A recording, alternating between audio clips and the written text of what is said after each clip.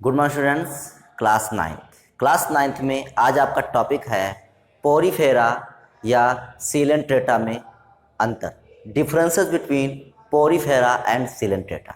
देखिए, हमने पूरा का पूरा पोरीफेरा फाइलम पढ़ लिया है और जो सिलेंट्रेटा है वो भी पूरा पढ़ लिया है, लेकिन इन दोनों फाइलमों में, इस दोनों संघों में कुछ अंतर होते हैं। इन्हीं अंतरों को हम जानेंगे, क्योंकि ये जो पेपर होगा हमारा कक्षा 9 का या कोई भी, तो उसमें मोस्टली डिफरेंसेस पूछ दिए जाएंगे। तो जब डिफरेंसेस पूछे जाएंगे तो डिफरेंसेस इसलिए पूछ दिए जाएंगे क्योंकि एक तो हमें पोरीफेरा भी पता होना चाहिए और सिलेंट्रेटा भी पता होना चाहिए, तब उनका डिफरेंसेस लिख पाएंगे। ठीक, अगर हमें डिफरेंसेस पता है तो हमें बहुत आसानी रहेगी इस पेपर देने में। तो चलिए देखते हैं पोरीफेरा सिलेंट्रेटा में क्या अंतर होते हैं। तो वीडियो शुरू करने से पहले अगर आप हमारे चैनल पर नए हैं तो चैनल को जरूर सब्सक्राइब कर लें, बेल आइकन को दबाएं ताकि आपको वीडियो का नोटिफिकेशन मिल सके, और हो सके तो आप जितना शेयर कर सकते हैं तो वीडियो को शेयर करें। तो चलिए शुरू करते हैं, पोरीफेरा और सिलेंट्रेटा में अंतर। सिलेंट्रेटा को और क्या कहते हैं? निडेरिया कहते हैं। देखिए, सिलेंट्रेटा जो होता है इसका दूसरा नाम क्या है? निडेरिया है। सिलेंट्रेटा कहें या निडेरिया कहें, बात एक ही है। ठीक, तो पोरीफेरा, पहला पॉइंट,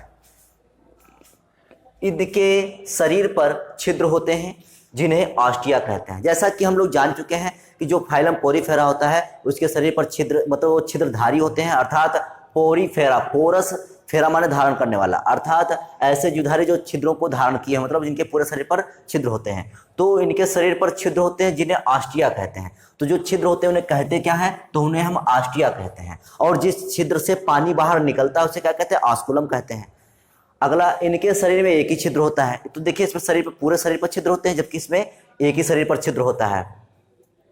इसमें स्पर्शक नहीं होते हैं, मतलब जो भी संवेदना ग्रहण करने वाले जो रोम जैसी संरचनाएं होती हैं उनको स्पर्शक बोला गया है।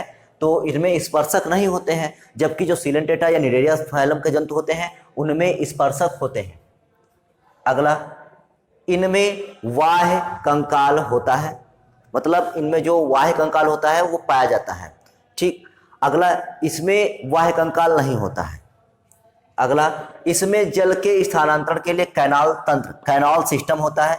मतलब कैनाल सिस्टम क्या होता है, हम आपको पोरीफेरा में बता ही चुके हैं कि ऑस्टिया द्वारा शरीर में जल का आना और ऑस्कुलम द्वारा शरीर से जल का बाहर निकल जाना, इस प्रकार से जो तंत्र बनता है उसे क्या कहते हैं? Canal system. नाल प्रणाली, हिंदी में क्या कहते हैं?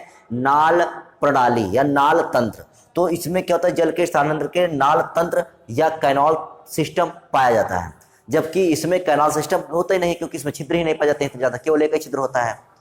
अगला, ये अचल जीव है जो किसी आधार से चिपके रहते हैं, मतलब ये गति नहीं करते हैं। अचल माने क्या होता है? नॉन मोटाइल, गति ना करने वाले। तो ये जीव गति, ये ऑर्गेनिज्म जो होते हैं नॉन मोटाइल होते हैं, अर्थात ये जीवधारी गति नहीं करते हैं।